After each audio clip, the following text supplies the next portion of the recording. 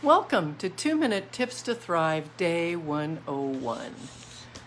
Today we are talking about, again, organizing your financial records. And we got most of the financial records talked about, but the estate planning records are a little bit different. And when I talk about estate planning records, I think all of these things should be in one place, not just for when you die, but what if there's a fire, an earthquake, a natural disaster? What if you become incapacitated or any other thing where people might need to get into your affairs to help you take care of what's important in your life? So I have a list and it's 2 pages. No, I'm not going to read them all to you today. I will take 2 days to go through it because I think it's important. And then I will compile a list and put it on my website. Sorry, I have a fan going because it's 92 degrees in this room. First things first, we need to know everything about you and your immediate family. What's your name? Where were you born? Your birth certificate, your social security number, your address, your telephone number, your marriage certificate, and a divorce decree, if any. We need your passports, your driver's license, and any person who helped you prepare a will and a copy of your will and other estate planning documents.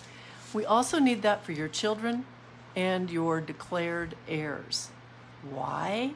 Because when you pass away, all of these things that you have handy greatly reduce the cost of settling your estate and the stress of settling your estate or your life in case of an illness. So not only a will and a trust document, but you probably need any powers of attorney and any directions you have about how to take care of you in case you become ill. And who is the person to do that, which may not be the same person that you have as personal representative of your will. So we need all those things because they will be needed in order to get access to take care of your heirs, and they will have to go on the document that goes to the court of all the information about your heirs. Next up, may not be the most important, but next on the list is life insurance.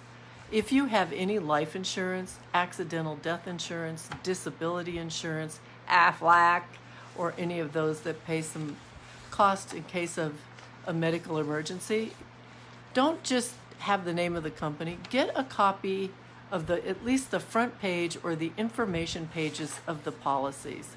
Because if you have to call the company and get a copy of the policy, that takes time. So, and generally on that will be the number and the policy number and the amount of benefit and all the questions that you'll have about that policy. So listing the name of the insurance company is not enough. And next up, where's your safety deposit box? And hopefully a lot of your originals are there, like stocks and bonds and those kinds of things that we have a very hard time to replace. So you need the location, the number of the box, you need to know where the key is, and if they're modern now, the passcodes to get into those boxes. Next, you need who is your financial advisor if you have one. We need your investment accounts, including your IRAs. Again, a copy of a statement that has all the information. A more recent one is great. Oh, now you're saying, well, do you want this on paper or do you want it online? Good question. Yes. You want it in both places.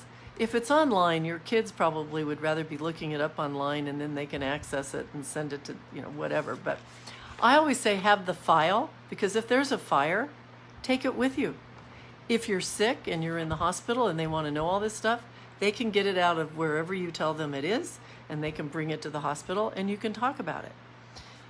Also, it's a good thing to have a family meeting and explain it now. Why wait until you can't talk anymore? Back to the documents.